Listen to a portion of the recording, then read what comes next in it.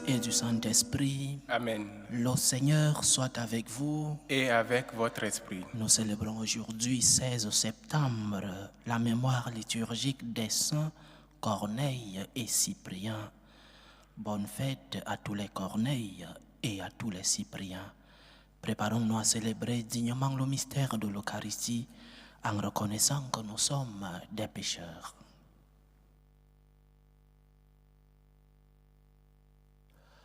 Prends pitié de nous, Seigneur. Nous avons péché contre toi.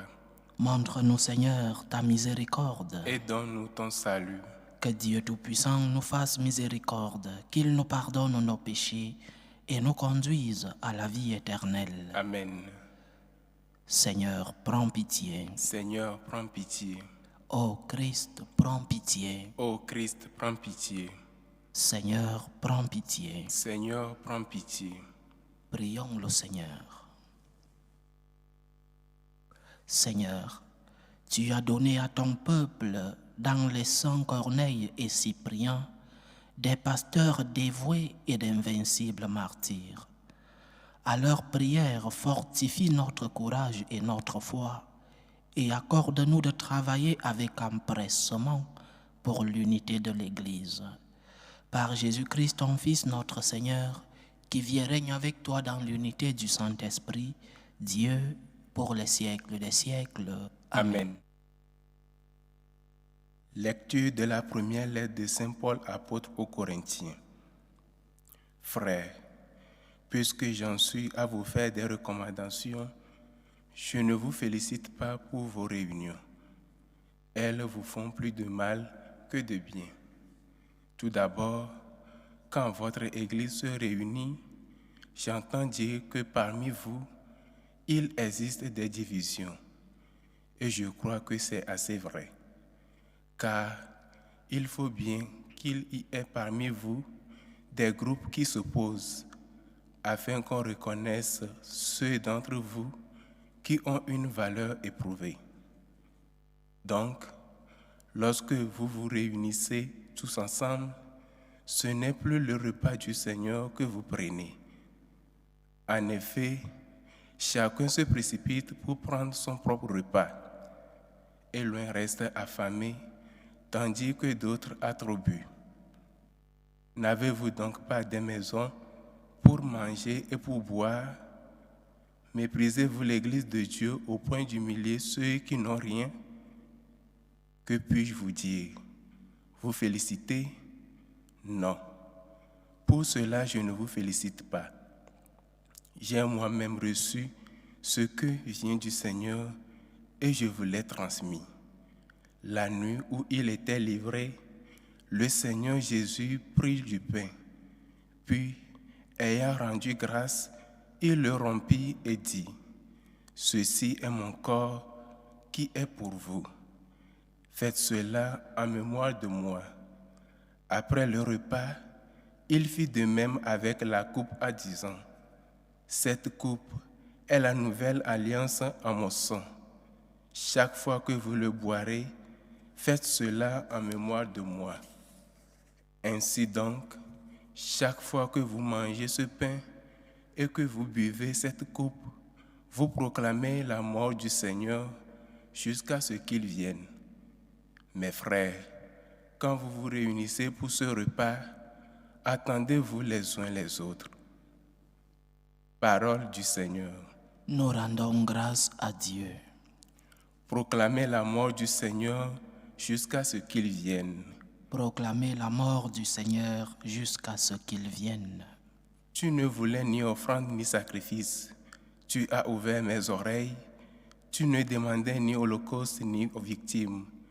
Alors j'ai dit, voici je viens.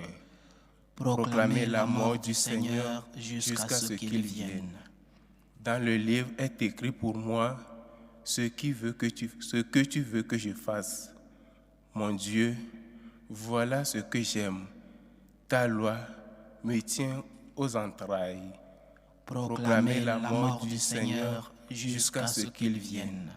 J'annonce la justice dans la grande assemblée. Vois, je ne retiens pas mes lèvres. Seigneur, tu le sais. Proclamez la mort du Seigneur jusqu'à ce qu'il vienne. Mais tu seras l'allégresse et la joie de tous ceux qui te cherchent. Toujours, ils diront, le Seigneur est grand, ceux qui aiment ton salut. Proclamez la mort du Seigneur jusqu'à ce qu'il vienne. Alléluia, alléluia. Alléluia, alléluia. Dieu a tellement aimé le monde qu'il a donné son Fils unique afin que ceux qui croient en lui aient la vie éternelle. Alléluia, alléluia.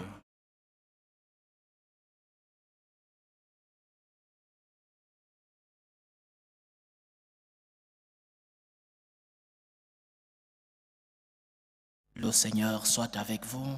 Et avec votre esprit. Évangile de Jésus-Christ selon saint Luc. Gloire à toi, Seigneur. En ce temps-là, lorsque Jésus eut achevé de faire entendre au peuple toutes ces paroles, il entra dans Capharnaüm. Il y avait un centurion dont un esclave était malade et sur le point de mourir. Or le centurion tenait beaucoup à lui. Ayant entendu parler de Jésus, il lui envoya des notables juifs pour lui demander de venir sauver son esclave. Arrivé près de Jésus, ceux-ci le suppliaient instamment. « Il mérite que tu lui accordes cela. Il aime notre nation. C'est lui qui nous a construit la synagogue. » Jésus était en route avec eux et déjà, il n'était plus loin de la maison quand le centurion envoya des amis lui dire « Seigneur, ne prends pas cette peine, car je ne suis pas digne que tu entres sous mon toit. C'est pourquoi je ne me suis pas autorisé moi-même à venir te trouver. Mais dis une parole et que mon serviteur soit guéri. Moi, je suis quelqu'un de subordonné à une autorité, mais j'ai des soldats sous mes ordres. À l'un je dis, va, et il va. À un autre, viens, et il vient. Et à mon esclave, fais ceci, et il le fait. » Entendant cela, Jésus fut en admiration devant lui. Il se retourna et dit à la foule qui le suivait, « Je vous le déclare, même en Israël, je n'ai pas trouvé une telle foi. » Revenus à la maison, les envoyés trouvèrent l'esclave en bonne santé. Acclamons la parole de Dieu. Louange à toi, Seigneur Jésus. Selon la définition du Larousse, l'admiration est un sentiment de ravissement éprouvé devant quelqu'un ou quelque chose. Et ce sentiment de ravissement est fruit de quelque chose d'extraordinaire. On n'est pas admiré devant l'ordinaire, sinon devant quelque chose qui sort de l'ordinaire, qui est extraordinaire. Dans les évangiles, plusieurs fois, les disciples du Seigneur sont dans l'admiration pour ce que Jésus fait, pour sa miséricorde, pour la guérison des malades, le pouvoir qu'il a, par exemple, de calmer la tempête. Ils sont dans l'admiration, dans ce sentiment de ravissement devant une situation, un événement extraordinaire. Cette admiration des disciples est fruit de la surprise. Ils sont surpris. C'est pourquoi, en méditant l'évangile d'aujourd'hui, il m'est venu une question. Pourquoi ne sommes-nous pas surpris des miracles et des preuves que Dieu a avec chacun de nous, des preuves d'amour? Pourquoi ne sommes-nous pas surpris de tout ce que le Seigneur fait pour nous? Nous ne sommes pas dans l'admiration des bienfaits du Seigneur dans notre vie. Oui, nous avons des preuves que Dieu nous aime. Il suffit de faire un peu de silence. On n'a pas besoin de faire de grandes études de théologie ou alors de grandes directions spirituelles pour comprendre que le Seigneur nous aime, parce que nous avons des preuves, parce que nous expérimentons ces preuves, chacun d'entre nous. Mais pourquoi ne sommes-nous pas dans l'admiration, dans la surprise? N'est-ce pas un miracle que tu te réveilles chaque jour, que tu respires, que tu aies un nouveau jour, une nouvelle opportunité? Tant de guérisons dans ta vie et dans la vie des proches, des guérisons qui dépassent l'entendement de la science et des médecins. Il y a tant de miracles dans notre vie. Mais il nous manque cette capacité de nous surprendre. Il nous manque cette capacité de tomber dans l'admiration. Le premier enseignement de cet évangile est donc que nous devons apprendre à être surpris, à être dans l'admiration. Lorsque tu regardes la croix du Christ, tu te dis, c'est lui qui est crucifié, est le Fils de Dieu, le Fils du Tout-Puissant, lui-même qui est Dieu. Et tu n'es pas surpris. Tu n'es pas surpris que le Tout-Puissant soit crucifié pour toi. Tu n'es pas surpris que le Tout-Puissant soit resté enfermé dans une cage pour toi. Cela ne te surprend-il pas? Mais non, parfois il nous semble que c'est normal que Dieu soit crucifié, que c'est normal toutes les grâces que nous recevons, parce que nous ne donnons pas de la valeur à l'amour de Dieu dans nos vies. Nous ne donnons pas de la valeur au bienfait de Dieu dans nos vies. Et nous ne sommes pas surpris. Nous ne sommes pas dans l'admiration, pour reprendre le concept utilisé dans l'évangile d'aujourd'hui. Nous ne sommes pas dans l'admiration. Et c'est pourquoi nous vivons comme si tout était normal. Je me suis levé, c'est normal. Je continue de respirer, c'est normal. Le Seigneur est mort pour moi, c'est normal. J'ai l'aliment spirituel chaque jour à quelques mètres de ma maison, c'est normal. Nous ne sommes pas surpris. Nous ne sommes pas dans l'admiration. Et le deuxième enseignement, nous ne sommes pas dans l'admiration parce que nous avons cru, peut-être influencés par la société dans laquelle nous vivons, nous avons cru que tout ce que nous avons, c'est un droit. Nous avons cru que la vie, nous l'avons parce que nous la méritons. Que Dieu qui est mort pour nous, c'est parce que nous méritons. Dieu qui a accepté de rester enfermé dans une cage en forme de morceau de pain, c'est parce que nous le méritons. Le centurion, le soldat romain de l'évangile que nous avons écouté aujourd'hui, chers frères et sœurs, savait qu'il n'avait pas droit devant le Christ. Il n'avait pas droit de recevoir la guérison de son esclave. C'est pourquoi le Christ est dans l'admiration. Il est surpris de la foi de cet étranger, ce Romain. Un étranger, dans l'évangile d'aujourd'hui, bien vu, parce que ses disciples lui disent qu'il a aidé à construire la synagogue. Mais un étranger, et Jésus est surpris, il est dans l'admiration. Quelle foi! Et nous aujourd'hui, disciples du Christ, il y a quelque temps, en Allemagne, beaucoup de chrétiens conduits par des prêtres et des évêques, ont sorti le concept de droit à l'Eucharistie. J'ai le droit de communier. Mais comment ça tu as le droit de communier? Comment ça tu as le droit de recevoir le Seigneur? Comment ça tu as le droit, je ne sais pas, que le Seigneur soit mort pour toi? La société dans laquelle nous vivons a une grande influence sur nous. Parfois, nous ne nous rendons pas compte, dans notre relation avec Dieu, nous ne nous rendons pas compte qu'au lieu de demander des faveurs, nous croyons avoir des droits des droits devant Dieu. Comment ça, des droits devant Dieu? J'ai le droit de recevoir la communion. La communion n'est pas un droit. J'ai le droit de recevoir la guérison. Comment ça, tu as le droit? Chers frères et sœurs, nous devons tomber dans l'admiration. Et le seul cœur qui peut tomber dans l'admiration, c'est un cœur plein de gratitude.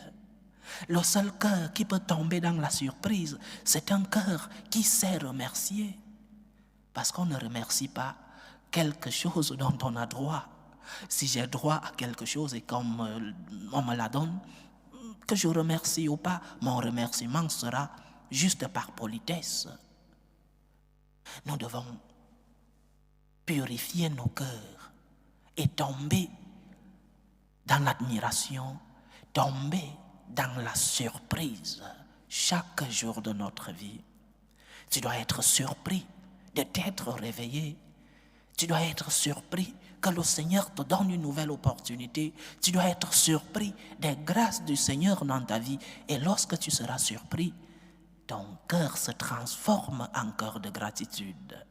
Tu sais remercier et tu donneras de la valeur à ce que tu as. Tu donneras de la valeur à ta vie. Tu donneras de la valeur à la croix du Seigneur. Tu donneras de la valeur à l'Eucharistie. Parce que tu es surpris. Parce que ce que tu as n'est pas un droit, mais une faveur du Seigneur. Remercions le Seigneur pour les biens que nous avons. Remercions le Seigneur pour toutes les grâces qu'il nous comble. Remercions le Seigneur pour sa mort sur la croix. Remercions Dieu parce qu'il est resté dans l'Eucharistie pour être avec nous, pour nous fortifier, pour nous consoler. Mais tombons chaque jour dans l'admiration. Tombons chaque jour dans la surprise. Dieu est mort pour moi et ça ne me surprend pas. Le Tout-Puissant, Créateur du ciel et de la terre, est resté dans un morceau de pain et ça ne me surprend pas. Que le Seigneur nous aide, chers frères et sœurs, à rentrer dans la surprise, rentrer dans l'admiration, admirer les bienfaits de Dieu, admirer les bénédictions que nous recevons, admirer les œuvres du Seigneur dans le monde, admirer les œuvres du Seigneur dans la vie de chacun d'entre nous. Que Dieu nous aide à transformer nos cœurs. C'est en cela, après l'admiration, viendra une action de grâce pleine.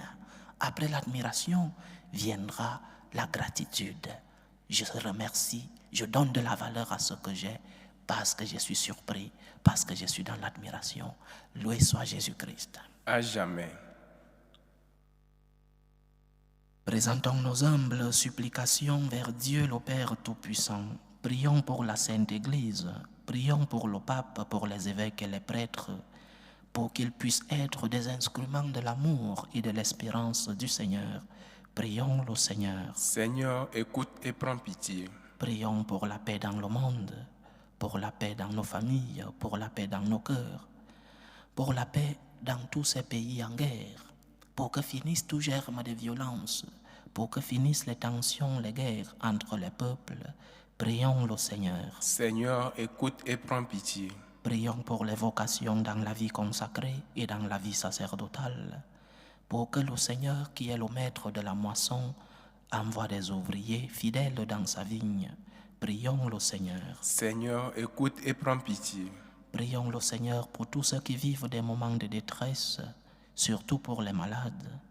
Prions pour les malades de nos familles et pour tous ces malades qui nous demandent des prières. Que le Seigneur lui-même, médecin des corps et des âmes, puisse être à leur chevet. Prions le Seigneur. Seigneur, écoute et prends pitié. Prions pour nos frères et sœurs qui nous ont demandé des intentions de messe en cette célébration eucharistique. Prions pour les intentions de Eugénie Mbalamanga, les intentions de Cécile Ngobidjoka, les intentions de la famille Ndongo, les intentions de Sidoine Rigobert Okala et les intentions de Jeanne Sawadogo. Que le Seigneur vous remplisse à la mesure de votre foi, qu'il écoute vos prières, qu'il daigne les exaucer.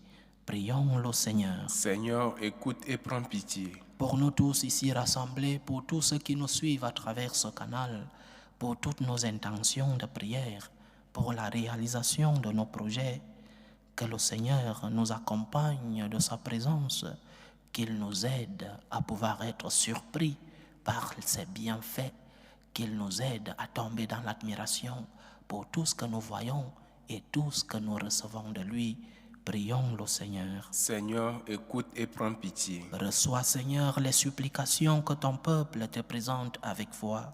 Daigne les exaucer selon ta volonté. Toi qui vis et règnes pour les siècles des siècles. Amen.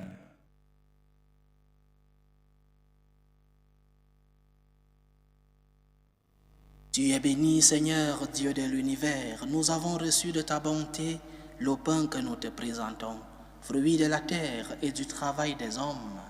Il deviendra pour nous le pain de la vie. Béni soit Dieu maintenant et toujours. Tu es béni, Seigneur, Dieu de l'univers. Nous avons reçu de ta bonté le vin que nous te présentons, fruit de la vigne et du travail des hommes.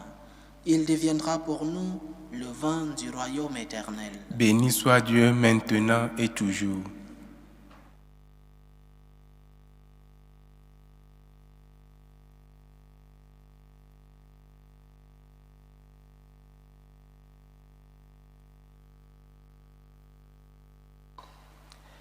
Priez, frères et sœurs, que mon sacrifice qui est aussi le vôtre soit agréable à Dieu le Père Tout-Puissant. Que le Seigneur reçoive de vos mains ce sacrifice à la louange et à la gloire de son nom, pour notre bien et celui de toute l'Église. Accepte, nous t'en prions, Seigneur, les offrandes que ton peuple te présente pour célébrer la passion de tes saints martyrs. Elles ont rendu les bienheureux Corneille et Cyprien courageux dans la persécution. Qu'elles nous obtiennent aussi d'être fermes dans l'adversité. Par Jésus-Christ, ton Fils, notre Seigneur, qui vit et règne avec toi dans l'unité du Saint-Esprit, Dieu, pour les siècles des siècles. Amen. Le Seigneur soit avec vous. Et avec votre esprit. Élevons notre cœur. Nous le tournons vers le Seigneur. Rendons grâce au Seigneur notre Dieu. Cela est juste et bon. Vraiment, il est juste et bon pour ta gloire et notre salut, de t'offrir notre action de grâce toujours et en tout lieu, Seigneur, Père très saint, Dieu éternel et tout-puissant. En louant tes saints martyrs, c'est toi que nous exaltons, et leur passion révèle l'œuvre admirable de ta puissance. Tu leur donnes en ta bonté de croire avec ardeur, de persévérer sans faiblir, et de vaincre dans le combat par le Christ notre Seigneur. C'est pourquoi le ciel et la terre t'adorent. Ils chantent leur hymne toujours nouvelle. Et nous-mêmes, unissant nos voix à celles des anges, nous t'acclamons. Saint, Saint, Saint, le Seigneur Dieu de l'univers. Le ciel et la terre sont remplis de ta gloire. Hosanna au plus haut des cieux. Béni soit celui qui vient au nom du Seigneur. Hosanna au plus haut des cieux. Toi qui es vraiment saint, toi qui es la source de toute sainteté, Seigneur, nous te prions. Sanctifie ces offrandes en répandant sur elles ton esprit, qu'elles deviennent pour nous le corps et le sang de Jésus le Christ, notre Seigneur. Au moment d'être livré et d'entrer librement dans sa passion, il prit le pain, il rendit grâce, il le rompit et le donna à ses disciples en disant : « Prenez et mangez-en tous. Ceci est mon corps, livré pour vous. »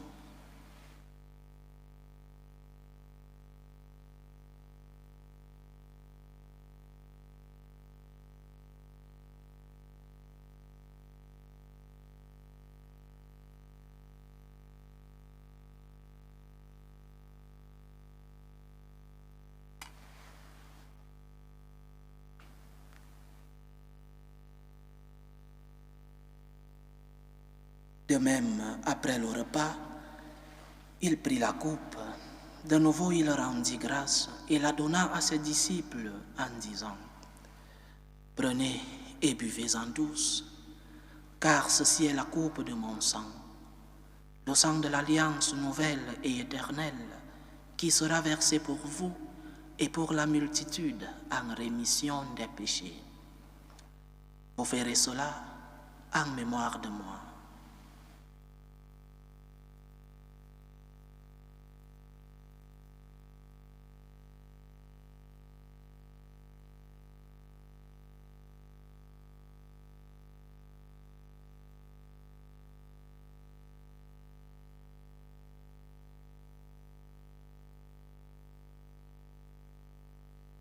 Il est grand le mystère de la foi. Nous annonçons ta mort, Seigneur Jésus. Nous proclamons ta résurrection.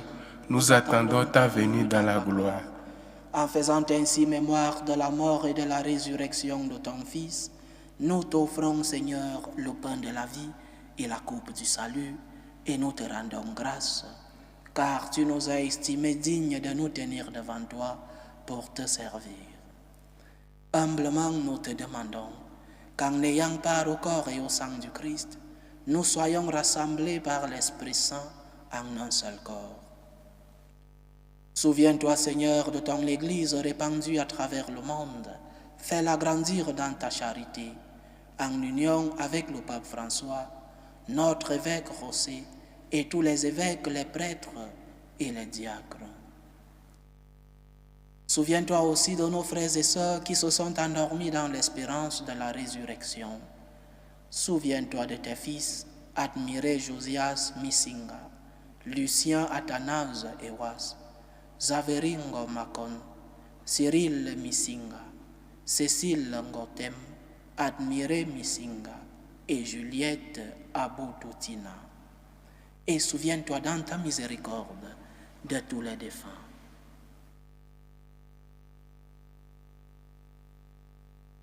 Accueille-les dans la lumière de ton visage. Sur nous tous, enfin, nous implorons ta bonté.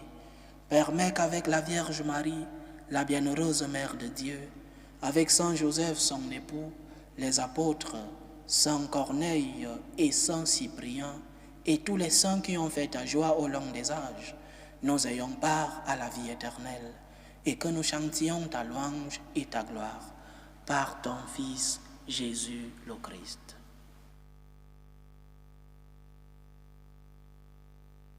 Par lui, avec lui et en lui, à toi, Dieu le Père Tout-Puissant, dans l'unité du Saint-Esprit, tout honneur et toute gloire pour les siècles des siècles. Amen. Comme nous l'avons appris du Sauveur et selon son commandement, nous osons dire: Notre Père qui es aux cieux, que ton nom soit sanctifié, que ton règne vienne, que ta volonté soit faite sur la terre comme au ciel. Donne-nous aujourd'hui notre pain de ce jour. Pardonne-nous nos offenses, comme nous pardonnons aussi à ceux qui nous ont offensés. Et ne nous laisse pas entrer en tentation, mais délivre-nous du mal. Délivre-nous de tout mal, Seigneur, et donne la paix à notre temps. Soutenus par ta miséricorde, nous serons libérés de tout péché, à l'abri de toute épreuve. Nous qui attendons que se réalise cette bienheureuse espérance, l'avènement de Jésus-Christ, notre Sauveur. Car c'est à toi qu'appartiennent le règne, la puissance et la gloire pour les siècles des siècles. Seigneur Jésus-Christ, tu as dit à tes apôtres: Je vous laisse la paix, je vous donne ma paix. Ne regarde pas nos péchés, mais la foi de ton Église. Pour que ta volonté s'accomplisse, donne-lui toujours cette paix et conduis-la vers l'unité parfaite. Toi qui vis et règnes pour les siècles des siècles. Amen. Que la paix du Seigneur soit toujours avec vous. Et avec votre esprit. Dans la charité du Christ, donnez-vous la paix.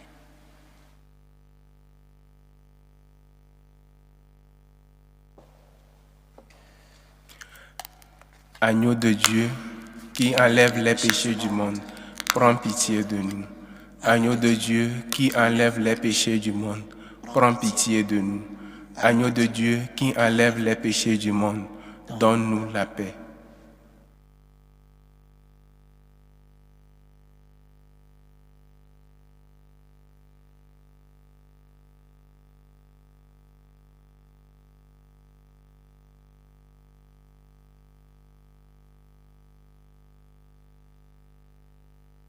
Voici l'agneau de Dieu.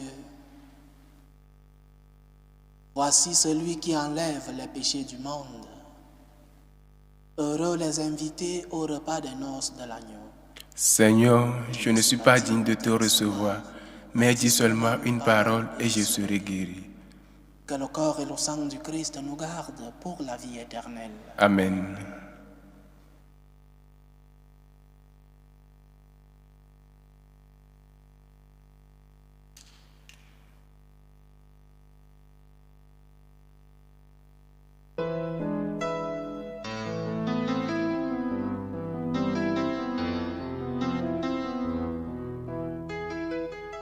Communion spirituelle.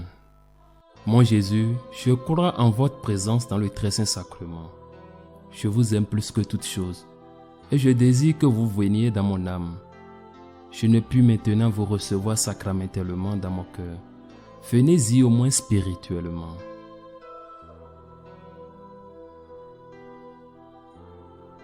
Je vous embrasse comme si vous étiez déjà venu et je m'unis à vous tout entier. Ne permettez pas que j'aie jamais le malheur de me séparer de vous. Amen.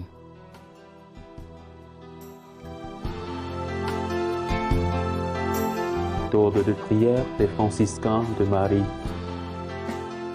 Jésus, je te fais confiance. Je t'aime. Je t'adore. Je te remercie. Je te demande pardon.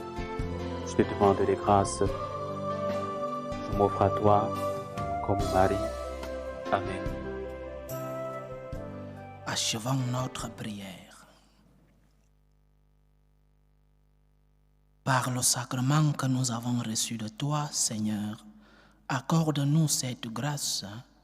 Puissions-nous, à l'exemple des saints Corneille et Cyprien, être forts de la force de ton esprit, afin de rendre témoignage à la vérité de l'Évangile. Par Jésus-Christ, ton Fils, notre Seigneur, qui vit et règne avec toi dans l'unité du Saint-Esprit, Dieu, pour les siècles des siècles. Amen.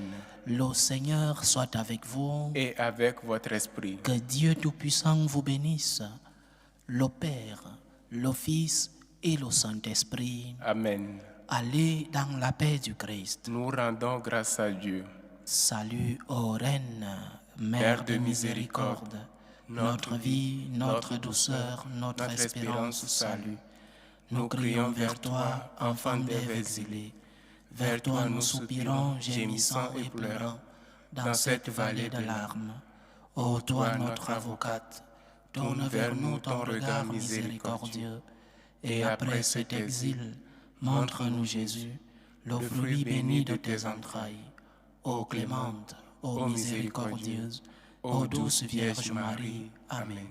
Priez pour nous, Sainte Mère de Dieu, afin que nous soyons rendus dignes des promesses du Christ. Saint Corneille et Cyprien, priez pour nous.